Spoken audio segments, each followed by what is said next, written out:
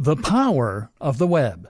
The internet can help you to live your dreams and to design the perfect lifestyle that will make you truly happy. Whether you have a small business that you want to turn into a big business, or whether you want to make money writing a blog on a topic you love, internet marketing can do that for you. As an internet marketer, you can make a truly passive income. That means earning a living by writing an amazing website once or creating a product once and then letting the income roll in forevermore. You can even do this as an affiliate marketer by selling someone else's product. As an internet marketer, you can earn a little money on the side, writing articles for other people. The only problem, most people have no idea where to begin with this. When I tell a lot of people that I make money online, the response is often to look at me perplexed. What do you sell? Well, nothing.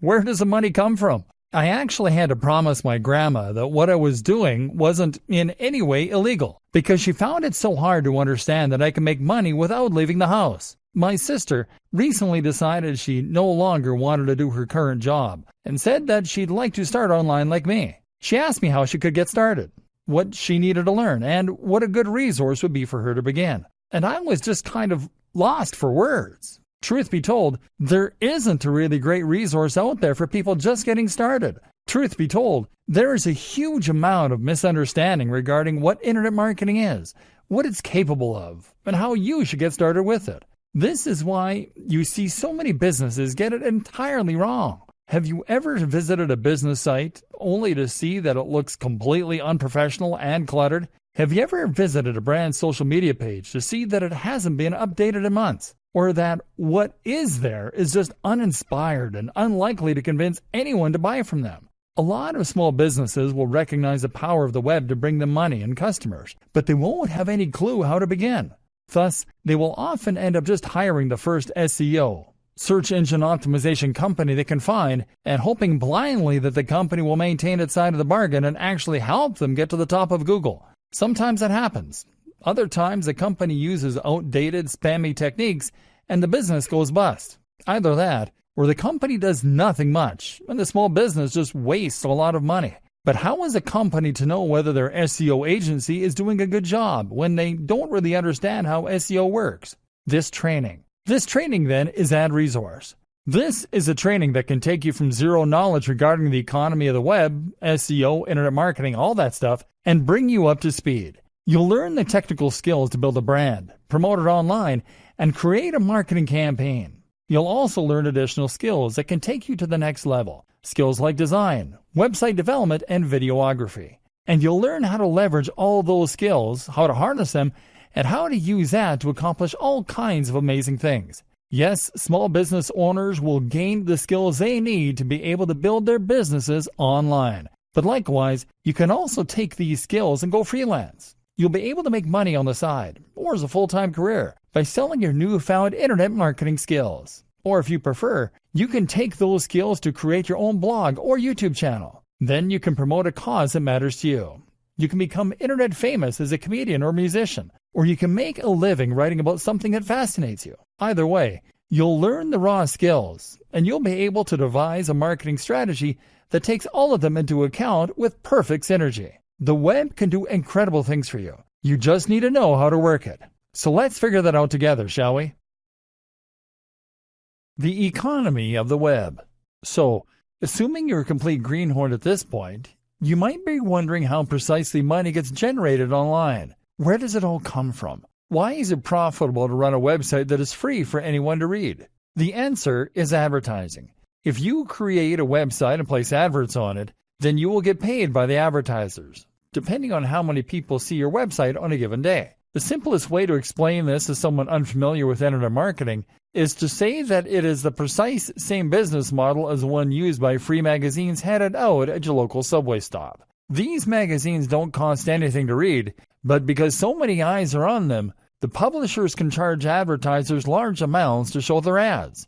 You can do precisely the same thing by having a website with a large amount of traffic. There are several different ways in which advertising can make you money as a web publisher. PPC.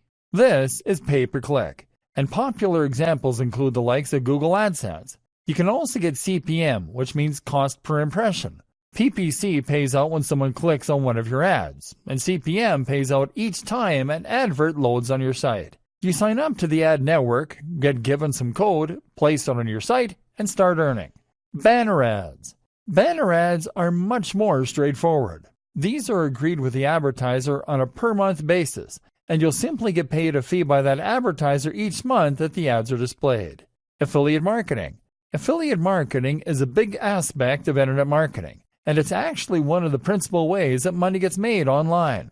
Here, you get paid commission if someone buys a product that you recommend. So let's say you're a big blogger who writes about fitness. You might then recommend a certain protein shake, and each time someone buys that shake using the link you're provided with, which is how they know you sent them, you will earn 30% of that sale. The more persuasive you are, the more visitors you have on your site, the more you can earn. There are various other variations on this theme.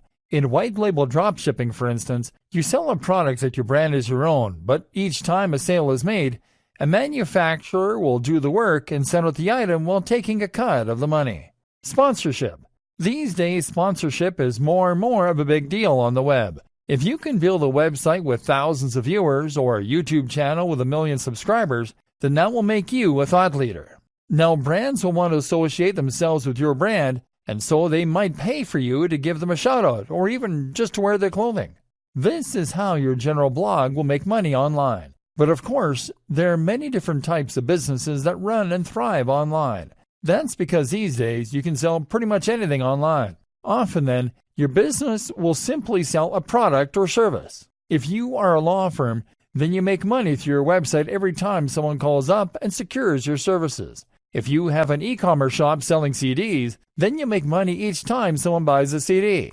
And these days, more and more creators also sell digital products. So a digital product is simply a product that isn't physical. So this isn't a car or an ornament, but rather it is an ebook or an online course. The advantage here is that anyone can make a digital product. Often it is just a PDF. What you are really selling in this case is the knowledge. Likewise, a company can sell digital services, which means they'll be selling article writing, web design, search engine optimization. In other words, they'll be selling things that the other sites can use in order to be more successful selling their products. Whatever the business model of the website, social media channel, or YouTube channel, the constant truth is that more traffic equals more money. The more people view your site, the more advertisers will want to work with you. The more you'll be able to sell products for commission, and the more you'll be able to sell your own products or services. That said, there's one thing that is actually more important than traffic, and that is engagement. In other words, do the people who come to your site go there because you have advertising everywhere? Or do they go there because they love your brand and they're curious to know what you're going to write about next? It's the true fans that are likely to buy your products and to follow your recommendations. They are the ones you want on your site. The balance of power. In each of these different business models, the balance of power is slightly different. Your aim is to ensure that the balance is in your favor as often as possible. So, for example, if you are making money from PPC, where do you think you are in the ladder? You're right at the bottom. Somewhere at the end of this long chain, someone is making a purchase. AdSense means that an advertiser is paying Google for each visitor, and Google is then giving you a percentage of that money. So not only do you have Google as a middleman, but you are also losing a customer, normally for only a few cents. That customer is then heading over to another website, where they are making the other company more money. You know that on average, each customer is worth more to the advertiser than they are to you. Otherwise, the advertiser wouldn't have the money to pay for your adverts. It wouldn't be profitable. So, you should think long and hard before covering your website and ads and calling it a day. If you go direct to an advertiser and get paid per month for a display ad, then you'll be a little higher up the ladder, because you'll be making money directly from the advertiser without anyone taking a cut in between. Better yet is to be an affiliate marketer. Affiliate marketers often make very large cuts of the overall profit, and in the case of digital products, this can sometimes be as much as 70% or even 90%. The product owners don't mind giving away so much profit because they wouldn't have made the money themselves anyway. This is in addition to what they're already making from their own sales, and the more commission they give away, the more sellers they attract to help them sell units. But you're still giving away some of the profit, and you're still not in control of the brand. Moreover, you are still sending someone away from your website in order to make that cash. And this is why it's better yet to have your own product whenever possible. And if you're a business that sells an actual physical product or useful service, then you will still be in the strongest position possible. Then again, there's nothing to stop you from having multiple different revenue streams on a single website. You can run a blog that makes money from AdSense, also has a paid banner at the top of the page, also recommends affiliate products in the body of the blog post, and also sells an ebook. And why not offer a consulting program on top of that? Either way, this is what makes the web go round. Well, that, Google, and content. An introduction to SEO. So now you know how money is made online, and how you can get rich from a website that doesn't sell anything. More to the point, you know why you need traffic and eyes on your brand in order to be able to generate that money. And how do you get eyes on your brand? The number one option for most sites and businesses is to use Google. Google is by far the largest site engine, and most of us use Google to look up anything we want to know or use. Want to buy a hat? Then you'll probably search Buy Hats online. Want to find out the best exercises for getting great abs? Then you'll probably search for best ways to get great abs. Search engine optimization is all about making sure that your site is the one that comes up first or near the top when someone performs a relevant search like this. That way, people who are looking for your products or your content will find your site. This is still probably the most effective way to bring new visitors to your site and to increase your brand's visibility. But how do you get to that point? A brief history of SEO. To get your site to the top of Google, you need to get inside the mind of Google. That means cracking Google's algorithm and understanding how it indexes and ranks websites. There was a time that this was all very simple. Essentially, Google maintains a huge database of websites and keeps information regarding their subject matter, their quality, etc. When you search Google, it consults this database in order to present you with the most relevant responses. Google builds this database using spiders or bots. These are programs that trawl the web in order to scrape content and add it to the index. To find new pages, these bots will follow links on pages that are already in the index. Google decides which content is a good match or not, at least partly by looking for exact phrase matches. So, if you search for the term buy hats online and there's a website in its database that uses this phrase several times, it will consider it a match. It also considers quality, and one of the biggest indicators of this quality is the inward bound link. The reasoning behind this is that if a website has linked to your website, then it must approve of your website. This looks like a testimony of sorts, and so the more links that point to your site, the more important and high quality it is thought to be. And back when Google first launched, this was pretty much the only thing you needed to know about SEO. To get to the top of Google, you just needed lots of content that would use the same keywords over and over again. And you needed to get lots and lots of links pointing to your site, ideally from relevant sources. So, if you wanted to build a website about making money online, you would start by researching keywords. That would mean using Google's keyword tool in order to see which queries related to your topic were the most popular among users. In other words, which phrases get searched for the most. Let's say you then pick Make Money Online. From there, you then start adding new articles to your website, each containing the phrase Make Money Online a few times per paragraph. And on top of that, you then write content to submit to other websites, perhaps some content farms like eZine articles back in the day. Content farms are sites that let anyone add new content to their pages. This means that you could write 100 articles a month on how to make money online and ensure that each one included a link back to your website, using the anchor text Make Money Online. And with time, these practices would be enough to ensure that you got to the top of Google. But that was then. SEO is much more complex, and in many ways, it has evolved to the point of being something completely different. So, let's examine what it involves now, shall we? A penguin, a panda, a pigeon, and a pirate walk into a bar. Google was once simple, and the web was like the Wild West. Whoever drew fastest would ultimately emerge victorious. But there was an obvious problem with this, because it meant that anyone could get to the top of Google without there being any real necessity to create a high-quality website. You could write the lowest quality content in misspelled, broken English, and you could cover it in spammy ads. But as long as you had lots of keywords and lots of links, you'd still come out on top in the results. That meant that people who used Google would end up getting burned because they'd click on low-quality results. And if that carried on, Google would risk losing customers. If every time you searched Google, you found websites that were trying to steal your credit card information, you would probably eventually stop trusting Google. It got so bad that people even started using article spinners. These were tools designed to copy other people's content, replace all the words with synonyms, and then publish it. The result was an unreadable jumbled mess, but it was enough to crack the system. Remember, Google is just like any other website owner. Their customer is the advertiser, and therefore the visitor. They have no loyalty to the website owners, and they are under no obligation to ensure that you keep getting traffic. So, Google evolved.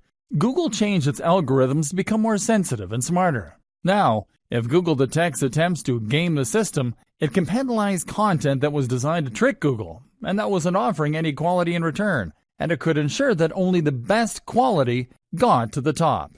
Google's algorithms rolled out, each with a different name, and each of which would shake up the market in a huge way. For example, all Google's updates and what they mean for a good SEO strategy. Panda. Panda was the first big algorithm update to launch, and this was designed to penalize all those sites that had plagiarized their content, that had used spam, or that had used keyword stuffing. Keyword stuffing is when you try to get Google to rank your site for a certain keyword and you go way overboard in inserting the keyword into your text to the point where it becomes unreadable. Welcome to this Buy Hats Online website. Looking to buy hats online? Buy hats online here. It sounds funny, but people were really doing this. All those sites that were guilty of so brazenly manipulating Google's algorithms were punished, sent right down to the bottom of the SERPs, search engine results pages. This actually destroyed some businesses, and many people were very angry at Google as a result. But in Google's defense, it had always told site owners to write for the user and not to write for Google. Penguin. Penguin targeted spammy techniques focused around links. All those sites that had created hundreds of thousands of links on low-quality sites were penalized. Fortunately, Google also presented a links disavow tool that site owners could use to disassociate themselves with low-quality links. Google emphasized the importance of quality links over quantities of links. In other words, if you get a link from the BBC, then it will be worth infinitely more than 1,000 links from eZine articles, simply because anyone can get links from eZine articles, and a link from the BBC is a genuinely impressive testimony. The best way to think of this now is as a game of degrees of separation. Certain sites have much more clout than others. A site with an .edu domain or a .gov will have a lot of authority and trust to begin with. Likewise, sites that come up in Google's news section also must carry a lot of influence. If you can get a link from one of those sites, then this could change your fortunes overnight. But failing that, you can try getting a link from a site that has a link from one of those sites. Failing that, get a link from a site that has a link from a site that has a link from a site that has lots of authority and trust. In other words, get as close to the most influential brands in your niche as possible to reap the major rewards. Pirate. Pirate focused on stolen content and copyright breaches. About time, too. In 2017, another update called Fred reinforced this by penalizing sites that were violating Google's webmaster guidelines. Affected sites were typically low-quality sites designed purely to bring in ad revenue.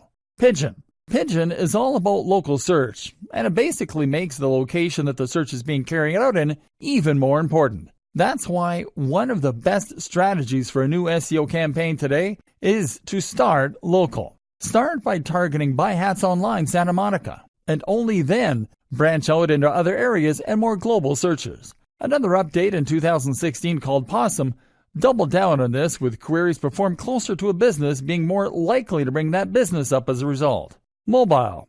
The mobile friendliness update was designed to make webmasters create sites that would be optimized for mobile. This meant they should load quickly, use a responsive design that would change shape depending on the size of the screen, use touch-friendly navigation elements. Speed optimizations became especially important, in fact, and this is something that Google is really pushing for right at the moment. It wants to ensure that users have the best possible experience from start to finish. So, if your site is filled with unnecessary plugins that just slow things down, then you should remove them. Google actually offers a site speed test and a mobile friendliness test, both of which can be run very easily through the browser. Test both these on your site to ensure that your page meets the new requirements, and you can avoid being penalized for not catering to what is now a significantly large portion of the overall audience. AMP.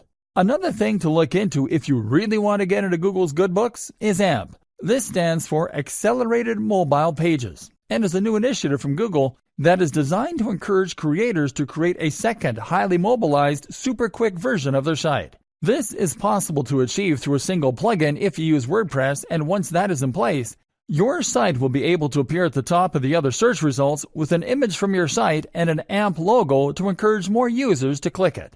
RankBrain. RankBrain was introduced in 2015 to help Google better match the intent of a query rather than looking for precise keyword matches. It is not so much an algorithm change as it is a specific tool that Google uses and that relies on machine learning in order to properly understand the content of websites and the precise meaning of search terms. Between this and Panda, keywords became far less straightforward. They're still important, yes, but now so too is using synonyms for those keywords, natural language surrounding the keyword, and using the exact key phrases subtly.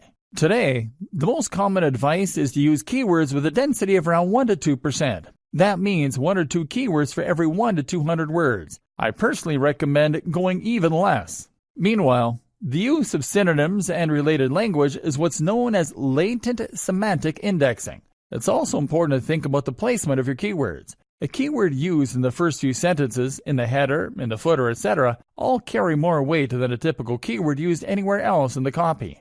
RankBrain is constantly evolving, using huge amounts of data to better understand what users respond well to.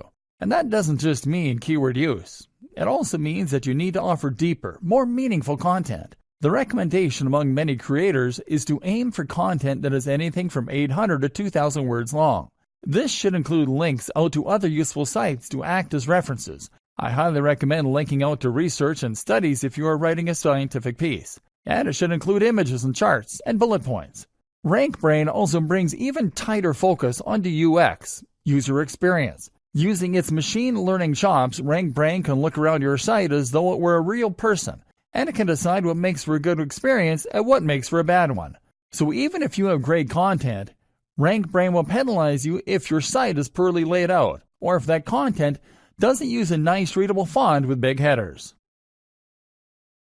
The new SEO, and everything you need to know to succeed. With all these changes, the face of Google was completely rewritten and altered.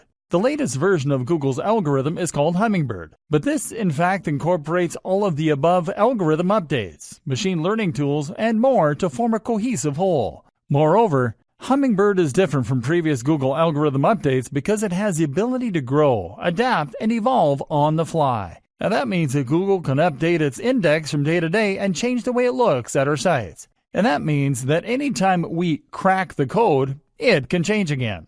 It means we can't settle into a rhythm thinking that we've figured out how to do SEO because it will change again. So instead, all we can do is to understand what it is that Google wants and to ensure that our goals are aligned with Google's. And what does Google want? As I said earlier in this training, it wants to serve the user. It wants people to find the content that they are looking for. It wants that content to be high quality. And it wants them to have a good experience with it. Because that way, they will have a good experience with Google. And that way, they'll be much more likely to come back for more in the future. So your aim, difficult though it might be, is to try and forget about Google on the whole. You should keep keywords in the back of your mind. Every now and then, try to target a topic that is being searched for but isn't highly competitive. Occasionally, give your headings catchy names. But do not write your content with the main aim of impressing Google. Aim to deliver the best possible experience for your audience. Associate with only the highest quality brands that have a similar ethos and message.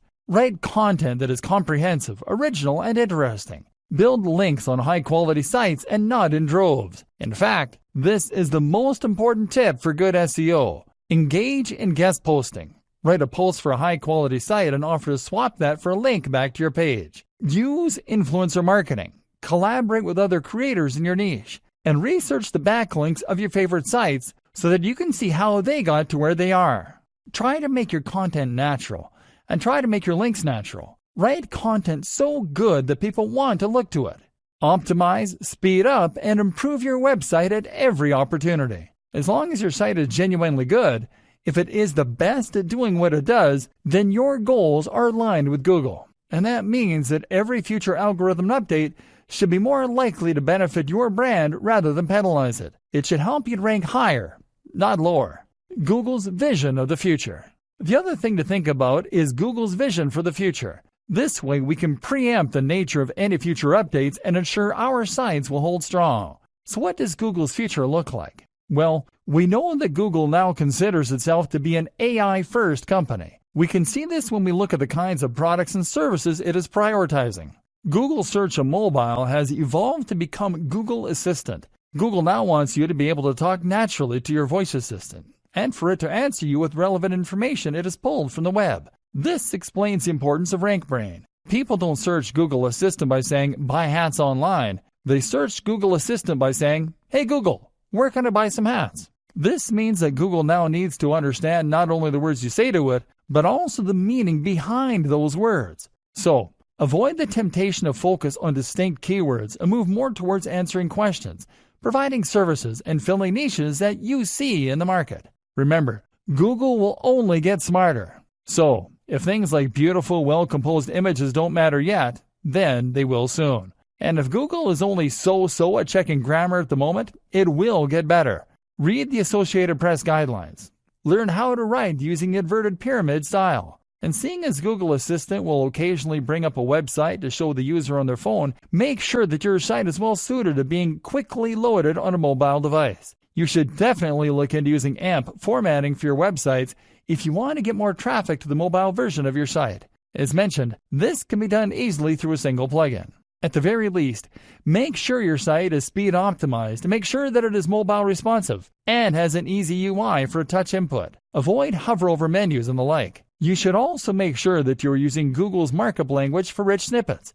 I'll lead you to research the specifics of how this works, but it basically means you're adding some additional HTML code to your site to tell spiders and robots what certain features of your content are. For example, if you are going to provide a recipe with ingredients, then you can use the markup language in order to highlight those ingredients. This is what allows Google to highlight this kind of information, along with review scores and the times of concerts and events. You'll see all this highlighted right on the SERPs, Search Engine Results pages, anytime that you do a search. And of course, this is very important for Google's Assistant's ability to answer you in natural English when you say, "What time is a concert tomorrow?" Content marketing. SEO is only one tool you can use to promote yourself, however. The other is content marketing. And the two actually go hand in hand perfectly. So, content marketing means that you're adding content to your website to bring more traffic. But this time the aim is to bring repeat traffic from visitors. You are more interested in engagement and loyalty than short-term spikes in numbers. Think about the reasons that you go back to any website. The answer is because it provides consistently high-quality information for you on a regular basis. And therefore, you want to go back and see what will be the latest information. And if you trust and respect the author, then you will go there whenever you have a question on a particular topic. It's great when you find someone you trust or a site that you find entertaining. In other words, then, it is the content that is bringing you back to the site. And that means that it must be well written and unique. Content marketing works like so. You discover a post through social media or Google, read it, and leave. You discover another post another time in the same way. You notice the brand and you think, I quite like this site. It comes up again. You then decide to check it out the next time you have a related question. You then bookmark it and decide to check back regularly. You are now a fan. So, content marketing means writing consistently high quality and engaging content and then sharing it. It means using this process in order to build trust, authority, and relationships with your audience. And this is precisely what you also now need to do for effective SEO. So, it is all starting to come together. How to write great content. This is where so many people will go wrong though, as they simply don't know what it is that makes great content. So many people will decide to get into internet marketing by looking at which niches are most popular or most profitable. Maybe they pick fitness, or they pick dating, or they pick make money online. Never mind that they have no knowledge or interest in that topic. Then they set about either writing or commissioning the most generic posts they can possibly think of on these topics. How to get six-pack abs, 10 best push-up exercises, how to get a big chest, or 10 SEO mistakes you're making, how to get more visitors. They then share this content to social media, and then they wonder why people don't come flocking in. The simple fact of the matter, these articles are dull. People are in a hurry. You are not offering any value. These posts are a dime a dozen. We've seen hundreds of them before in our travels. Would you stop to read a title like that? And this is why I'm going to say something unpleasant to hear. If you don't have a genuine interest in the niche you're in, then there is no point being in that niche. Because in order to offer any value, you need to say new and exciting things. And to do that, you need to understand the topic completely.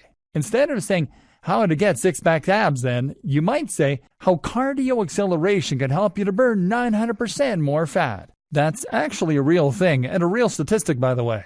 It's 100 times more interesting than how to get abs. But if you write a post yourself and you're not interested or qualified when it comes to fitness, you won't have the inside knowledge or foresight to write articles like this. And if you hire a writer to write the topic, they'll just find a generic post online and rewrite the post. They aren't experts.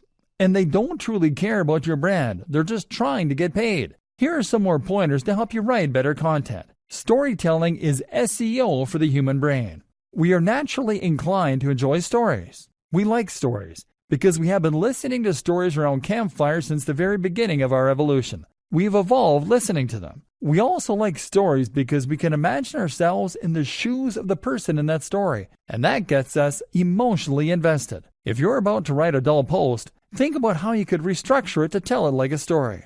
We want information quickly. If your page is a dense block of text, then you are going to immediately drive away and lose your visitors. It's highly important that you avoid this by spacing your content out with lots of paragraphs and spacing it with big, bold headings. Your heading should technically tell the whole story. Big fonts are equally important here, especially on mobile. If your posts are just walls of text, then people will leave as soon as they land on your page. And this will be devastating, because Google is now able to monitor bounce rates and identify when a visitor lands on your site and then very quickly leaves. Images. The images you use to decorate your content are incredibly important, and they can make a huge difference to your bounce rates, to your audience's enjoyment of your content, and much more. An image will immediately communicate the topic of your post, and if it is taken well, then it will help to increase the apparent production value of your site too. A big, beautiful image can convey an emotion and get people really excited to read your content. Plus, you can actually optimize your images for Google Images by using the right dimensions, 16 by 9, the right tags, and the right file names. It's possible to get some pretty great images for free from stock image websites, but you know what? By far the best strategy of all is to take the photos yourself. This way, you can not only create the most stunning and beautiful images, but also ensure that they perfectly fit the topic of your post and back up your points.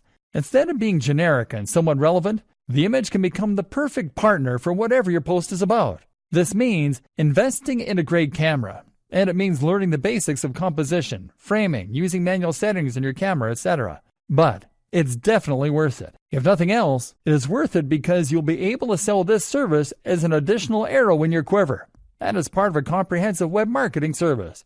Content development should mean multimedia content development. Use the right headings. Another tip is to make sure that you always use the right headings. That means that you should make sure your articles are sound and as interesting and exciting as possible. It's interesting to look at clickbait as a source of inspiration here. Clickbait titles are the ones you see on social media sites that use cheap strategies to get you to click. These will use fake anticipation and mystery, for instance, to get you interested.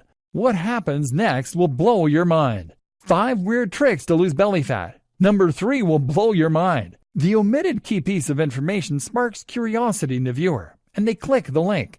The unfortunate reality is that 9 times out of 10, clickbait offers nothing of value. It is just poor quality content, spam, or even a bunch of ads. Hence the terrible reputation that this approach now has. But you can learn from it. Put the emotional hook of your content right in the title. Keep the USP front and center. And then just make sure you actually deliver on that promise when your readers click through and find your content. The power of video for massive influence and engagement. My aim is to teach you to become an internet marketer so that you can promote your own website, or so that you can promote someone else's, so you can run a business, or so that you can create an SEO service. But I don't just want you to be an internet marketer. I want you to be a cut above the rest, and that means getting real. What do I mean by this? I mean that you need to stop doing all the bits that are easy to do at home on a computer, and to instead start getting involved in real business. This means that you need to go to those networking events I mentioned earlier. It likewise means you need to make videos. Get in front of the camera, learn to edit, invest in some good quality background music. Yes, it can be stressful, and it's something that might not come naturally to you. But if you can create high quality video as well as high quality content and SEO, then you will be leagues above most of the internet marketing gurus out there. Video can make all the difference to your marketing campaign. Firstly, that's because it is something that a lot of people can't easily do.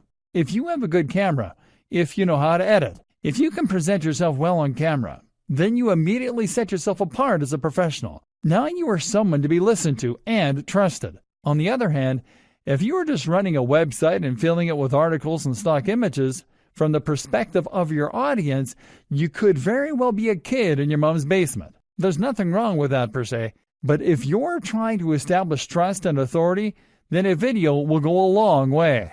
Likewise, a great video is also a perfect tool for increasing the amount of engagement with your audience and building a stronger relationship. Trust me on this one. If you have a YouTube channel that is moderately successful, you'll build a much more loyal and engaged following than you would through a website alone. For many creators, this is the big change they need and can make a huge impact to their growth. That's because talking on film means they get to know you. They're more likely to watch all the way through because video is naturally more engaging, and you can convey more emotion with music, clips, animation, and more. So, don't be afraid of this step. It could be the crucial difference that defines your success going forward. Invest in a good camera and step in front of it. And as an aside, if you're selling a product on a landing page or promoting a business through a homepage, then adding an explainer video or persuasive sales video can make a massive difference. So many companies struggle with the single most basic and important job of any homepage,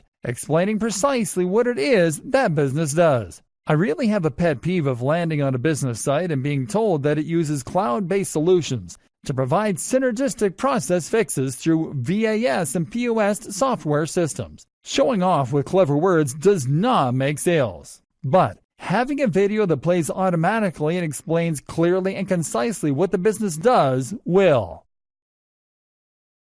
Social media marketing done correctly. Social media marketing is one of the hardest aspects of internet marketing for a new business to understand, but it's also the one that makes the biggest difference in many cases once it finally clicks. The aim of social media marketing is not only to get your articles seen by lots of people, but also to create a community around your brand. It is to talk directly to your audience and to get them to trust and like you. You need to make them think of you as a friend or as a trusted company that they can get behind and rely on. Your aim is to use social media as it is designed to be used as a communication tool. The problem is that so many internet marketers and small businesses see it instead as nothing but a podium for their marketing. They post things like, "Try our new product today," and "Find out why we're the best in the business," and wonder why engagement is low. Would you bother to follow a Twitter account if that was all it ever posted? Instead, you need to provide the audience with value, which means providing them with more of what they came to get from your website. You do this by sharing links and posts, but also by sharing images and tips. You need to demonstrate quickly to your audience that you are providing this value through your social media, and the best way I know to do this is to include a widget on your website showing a feed from your Twitter and Instagram accounts. That way, as soon as someone lands on your website, they will see the posts you've made, and they'll have easy access to a button so that they can instantly start to follow you. Selling the dream. Sharing tips, advice, and entertainment in these ways will often work. That is a very good way to bring more people to your site. But what can also work very well is to sell the dream. Because one of the most important things to recognize about marketing and about sales is that people don't buy based on logic. People buy based on emotion. People buy things that they want, and they buy things that they think are desirable, that they think other people want. People buy in a rush because they have a feeling that if they don't act quickly, they will lose the opportunity. This is something that a good persuasive writer can use well. And people often follow a brand or an individual on social media for similar reasons. For escapism, for vicarious living, to chase a feeling that they enjoy. This is why women on Instagram become rich and famous posting images of themselves wearing nice clothes and going out partying. People can follow those creators on social media and feel as though they're partaking in that lifestyle. They can enjoy the way it makes them feel, and they can be inspired. Of course, this makes that person very good at selling clothes too. Likewise though, if you have a fitness brand, then you will likely want to promote that brand using social media by showing images that gel with the message you want to convey. You won't post images of you lying in front of the TV with a six-pack of beer resting on your gut. You'll post images of you running on the beach as the sun rises, or hitting the weights hard at 6 a.m. If you have a blog about earning money online, you'll post images of yourself in a suit, sitting at a computer or looking at code. You'll sell the dream and the value proposition. The value proposition is the emotional hook. This is the why that drives your business. Why do people follow you? How do they want you to make their lives better? And how can you communicate this better? Social media for communication. And like I said, social media is also a tool for communication. This is how you get people involved with your brand. It's how you get people interested in what you have to offer and make them feel you're listening. Like, if you have a problem with whatever they have bought, they can get in touch with you and you'll answer. That means you need to be interactive. So post regularly to your social media channels and ask questions. Run competitions and best of all, try out Facebook Live. Being able to talk directly to your followers is an immensely powerful thing and can massively increase engagement and trust. What's more is that right now Facebook, Instagram, and YouTube are all trying to promote their live features. So if you go live right now, your audience will be notified and lots of people will likely get involved. Now, you can ask them what kind of content they'd like to see from you, what kind of products. You can ask questions. You can share your genuine gratitude for their support. Another immensely powerful strategy is to find other online communities to take part in. Good examples include forums, of course, but also subreddits and more. These are very powerful places to find new people to market your content to. But if you jump into one of them and post a link to your site, chances are the link will be removed and you may be banned. Best case scenario, you'll receive a lot of negative flack. But on the other hand, if you spend time in that community and answer questions, chat to people, build trust and get to know everyone, then, if you mention you have a website, this is an entirely different story. Now you have a legion of people that trust you, some of whom might even consider you friends, and they will be there to support your brand every step of the way and to help you promote it on social media and elsewhere. Note, these social communities are also examples of routes to markets. These are places on the web where the people who make up your target audience congregate. Any platform you can find that lets you communicate directly with the correct audience is a route to market. Other examples include things like industry magazines or clubs. Look for routes to market, as these always offer great marketing opportunities. Finally, make sure that you are always answering any direct messages, comments on YouTube, comments in your posts on Facebook, etc. All this builds more trust, more loyalty, and more interest for your brand. Read the book 1000 True Fans, and you'll see why these relationships are worth cultivating. Branding and building a brilliant website. Absolutely central to all of this is branding. In today's environment, having a brand for your website or business is the most valuable thing you can do to ensure engagement and to build success. And it ties in with just about everything we've said so far up to this point. Your brand is what should tie your entire message together and what should help to perfectly target your ideal audience. It's what will elevate your site above being just another spammy site designed to get ads and turn it into something that people and Google love. Google came out several years ago now and said that it would support brands more in the future. A lot of people reacted badly to this news, seeing it as an attack on the little guy. The assumption was that Google would now be a big fan of sites like Coca-Cola and not care about smaller, unknown creators. That's not the point at all. Small brands are fine. Personal brands are fine. Brands that use your name. What's not fine is calling your website something like ways-to-gain-abs.com. That's not a brand. That's a keyword. That's you making it abundantly clear to Google and your prospective visitors that you don't care about the quality of your work. You don't have professional pride. You have a tool for making money. A brand goes in hand with professional pride because it shows that you are keen to create something that people will remember and that you want to be associated with the work you do. If you build a brand, then you have a message and you have accountability.